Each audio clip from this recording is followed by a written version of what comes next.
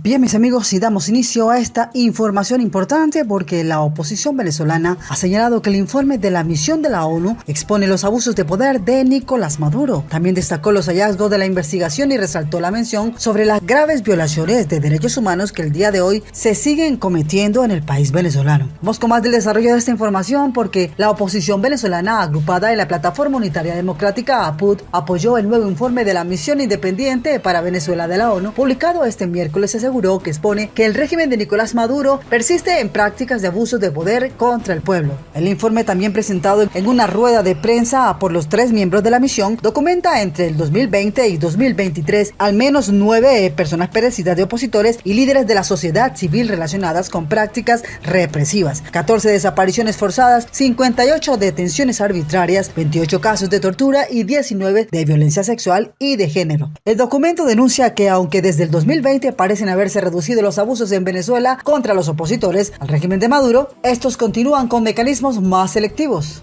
Además, subraya que las antiguas Fuerzas de Acción Especial, FAES, de la policía, acusadas de ejecuciones extrajudiciales y otros abusos de derechos humanos, fueron disueltas en el 2022, pero parte de su estructura y acciones contra la disidencia han sido heredadas por la Dirección de Acciones Estratégicas y Tácticas, DAET. Al respecto, la PUD emitió un comunicado en el que destacó los hallazgos de investigación y reconoció el llamado de atención que la misión hace sobre las graves violaciones de los derechos humanos que el día de hoy se siguen cometiendo en Venezuela. La oposición también remarcó que los hechos visibilizados en el informe no son aislados, sino que forman parte de una política estatal para reprimir la disidencia. Esta arremetida discrecional y selectiva solo busca sembrar una falsa idea de que el régimen ha querido frenar tus abusos, pero no es cierto. Solo ha hecho que los medios de comunicación y periodistas se sometan a la autocensura para evitar represalias por hacer su trabajo, habría señalado el antichavismo. El informe cuarto que presenta ante el Consejo de Derechos Humanos esta misión, creada en el 2019, se realizó con 254 entrevistas y 4 diálogos en los que participaron 299 personas por vía telefónica, mensajería o videollamada ante la imposibilidad de visitar Venezuela por la negativa de las autoridades. La Misión Internacional Independiente de la ONU para Venezuela también presentó este miércoles un informe actualizado sobre la situación de los derechos humanos en el país sudamericano, reiterando su preocupación por las violaciones continuas perpetradas por el régimen de Nicolás Maduro. La presidenta de la misión, la portuguesa Marta Baliñas, presentó ante el Consejo de Derechos Humanos de la ONU una evaluación que abarca el periodo entre enero del 2020 y de agosto del 2023. Durante este periodo, la misión encontró pruebas alarmantes de abusos contra los derechos humanos en Venezuela. Esto incluye al menos 5 privaciones arbitrarias de la vida, 14 desapariciones forzadas de corta duración y 58 detenciones arbitrarias. Además, se documentaron 28 casos de tortura o tratos crueles, inhumanos o degradantes a detenidos, de los cuales 19 involucraban violencia sexual y de género contra hombres y mujeres. En Venezuela siguen ocurriendo graves violaciones de derechos humanos. En años más recientes, estos incidentes han estado más dirigidos contra ciertos miembros de la sociedad civil, incluidos líderes sindicales, periodistas y defensores de derechos humanos, habría denunciado Baliñas. El informe de la misión también señaló que a pesar de las protestas a fines del 2020 y a principios del 2021, las estructuras represivas del Estado no se han desmantelado. Además, se han intensificado los esfuerzos para reducir el espacio cívico y democrático en el país, con restricciones a las libertades individuales y colectivas. Las amenazas, vigilancia y hostigamiento constantes,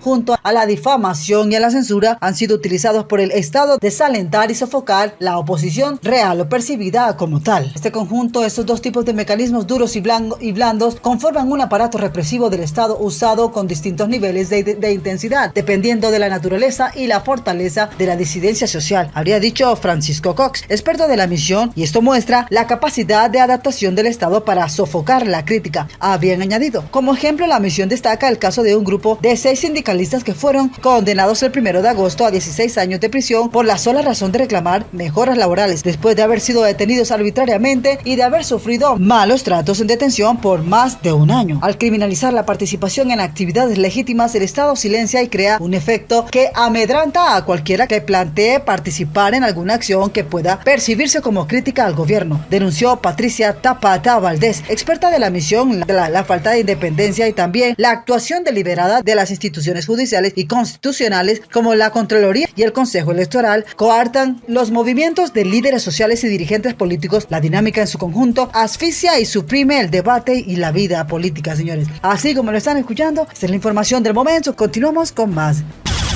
Que las sanciones de Estados Unidos, primero subestimadas, después crímenes de lesa humanidad. La propia data manejada por el oficialismo indica que las sanciones no acabaron con la economía de Venezuela ni con el oxígeno de las penurias que ha padecido su población en los últimos 10 años por la escasez de alimentos y medicamentos, inflación, fallas de servicios, caídas del poder dispositivo. Vamos con más de la información. En el año 2017, pese al crudo lenguaje de la vocería bolivariana contra el imperialismo yanqui y su salvaje capitalismo neoliberal, Estados Unidos seguía siendo el principal socio comercial, por encima de Rusia y China, que solo aventajaban a los estadounidenses en la superioridad del monto de la deuda que Nicolás Maduro y Hugo Chávez contrajeron con ellos. Entonces, pese a los ingerentes recursos obtenidos con los altos precios petroleros, la deuda externa total de Venezuela ascendía a 141.000 millones de dólares. Debía 27 millones de dólares a la banca privada internacional, 28 millones de dólares a organismos multinacionales como el Banco Mundial y el Fondo Monetario Internacional y 6.000 millones de dólares a Estados Unidos.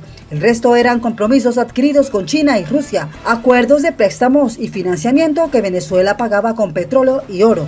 No había sanciones flotantes ni prohibiciones. Entre el año 2014 y 2017, Rusia le proporcionó al régimen de Nicolás Maduro 10 millones de dólares en asistencia. En el 2016, la petrolera rusa Rosneft adquirió a través del descuento de 1.500 millones de dólares de la deuda con Moscú 49.9% de Citgo, la filial petrolera de PDVSA en Estados Unidos. Una verdadera ganga y un enroque estratégico con impacto geopolítico. Al hacerse con la totalidad de las acciones, entraba a competir directamente en el mercado estadounidense, no solo como proveedor. A finales de julio del 2017, el Departamento del Tesoro incluyó a Nicolás Maduro en la Oficina de Control de Activos Extranjeros. Pocos días antes había sido elegida la segunda Asamblea Nacional Constituyente en menos de 2 décadas.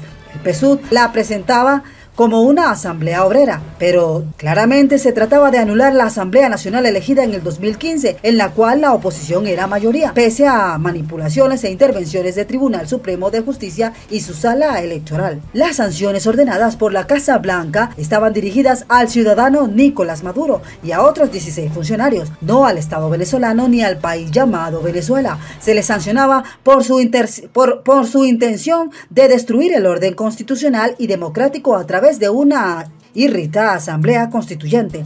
Donald Trump había dicho que Estados Unidos no ignoraba los esfuerzos del régimen de Nicolás Maduro por socavar la democracia, la libertad y el imperio de la ley y estará al lado del pueblo venezolano en su búsqueda de reanudar una democracia plena y próspera. A 13 años, funcionarios o socios del régimen castrochavista les retiró la visa, les congeló los activos en Estados Unidos y prohibió a los estadounidenses hacer negocios con ellos. No dictó un bloqueo de puertos ni la congelación de las cuentas de la República. Continuaba la política que comenzó a aplicarse en el año 2006 y con los mismos guantes de seda. No causaban la hambruna, ni aumentaban el desempeño de la hiperinflación, cuyas causas estaban en Miraflores y la multiplicidad de monómeros que Maduro anunciaba periódicamente para propulsar la economía y hacer de Venezuela un país potencia y que nunca arrancaron. El 25 de agosto del 2017, Trump firmó una orden ejecutiva mediante la cual imponía sanciones financieras al gobierno de Nicolás Maduro.